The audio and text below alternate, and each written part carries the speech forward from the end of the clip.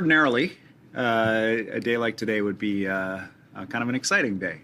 You know, it's the release of mandate letters, a good news day for government, a recommitment to British Columbians of how we're going to ensure that we're growing our province's economy, that we're delivering services for them and their families, we're supporting them with affordability. The context, though, of today's release of mandate letters is different. Than a week away from the inauguration of President-elect Trump, who has made repeated declarations of economic war on Canada and British Columbia. This is a challenging thing. It is a serious threat, and we wanted to share with you our best information about what we understand this threat means for British Columbians in the context of a larger threat to our country of Canada. We know this will affect American families. It's going to increase their costs. It's going to make life more difficult for them, and it's going to cost them jobs. But as the Premier of British Columbia, I also want you to know how this will affect our province and what our province is doing to respond to that threat. The Minister of Finance and her team have been working since November 25th, when the threat was first made on the President's Truth Social network, to analyze how this will affect us and ensure that we are prepared as a province to respond comprehensively, effectively, and protect you and your families from this economic threat. So with that, I'd like to pass things over to the Finance Minister, who will brief you on the best information we have.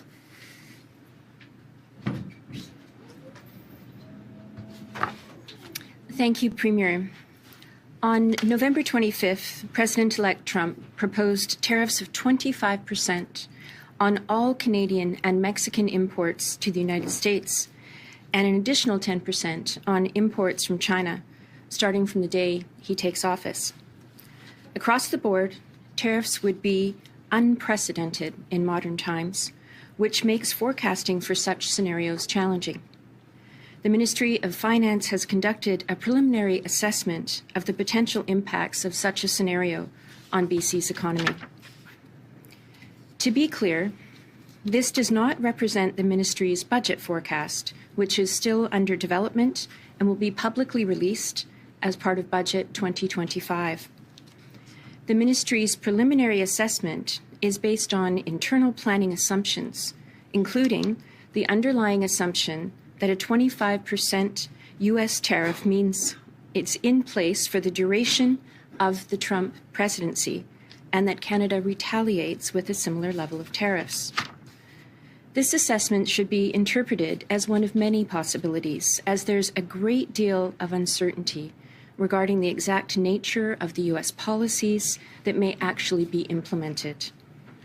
The sources of uncertainty include the amount and scope of potential tariffs, the timing of announcement and implementation, whether other jurisdictions retaliate with tariffs of their own. Slide 2. Is a small open economy with a diversified economic structure and trade network.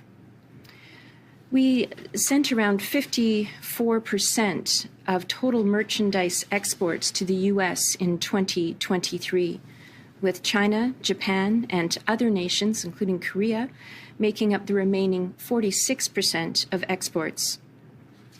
Wood, pulp and paper, metallic mineral, and energy products combined to make up around 67% of total goods exports.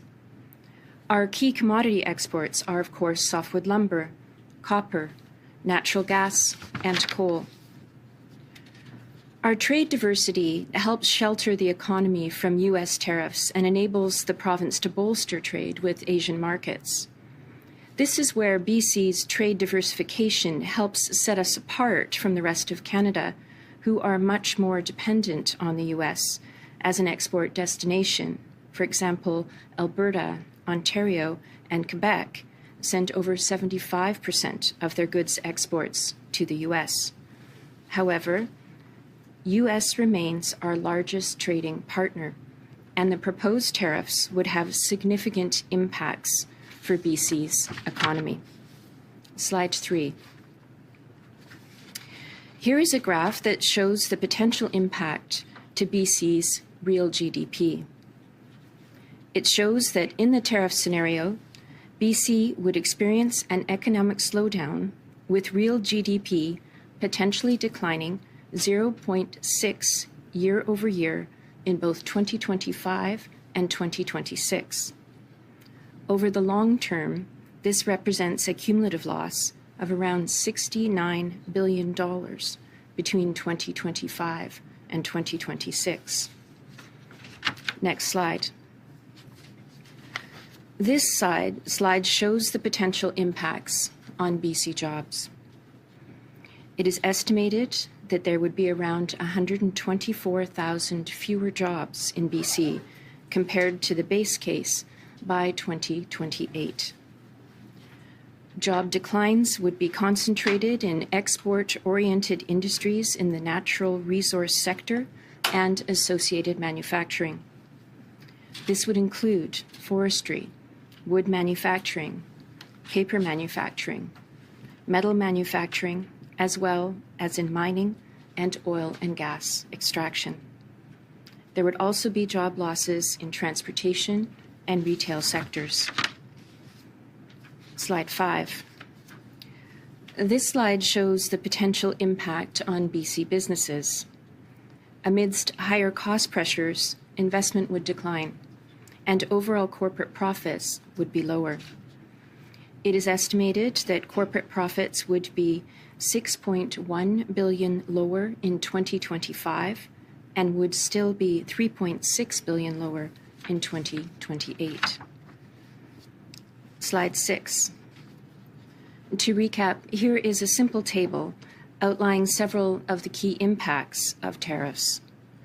We've already talked about GDP, jobs, and corporate profit impacts. Fewer jobs means that the unemployment rate will increase, of course. Our preliminary assessment shows that the unemployment rate would increase to 6.7% in 2025, compared to our base case of 5.8%.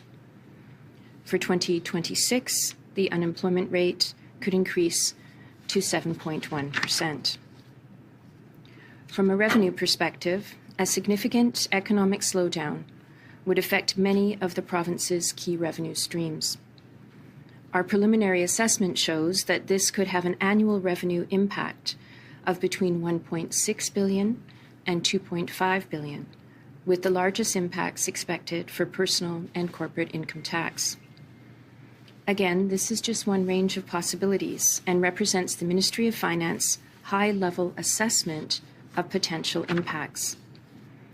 The assessment is based on internal planning assumptions, including that a 25% tariff would remain in place for the duration of the Trump presidency and that Canada retaliates.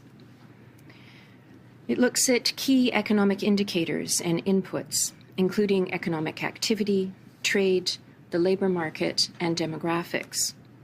The analysis does not represent the Ministry of Finance economic and budget forecast, to be clear, which is under development and will be released as part of Budget 2025. We will continue to evaluate potential impacts as we move forward. I will be consulting with leading economists from across Canada later this month. Advice from the Economic Forecast Council will be reported in Budget 2025. As part of that, at the end of this month, I will meet with these leading economists from across the country for consultation on challenges facing the province, including this threat of tariffs. Thank you very much.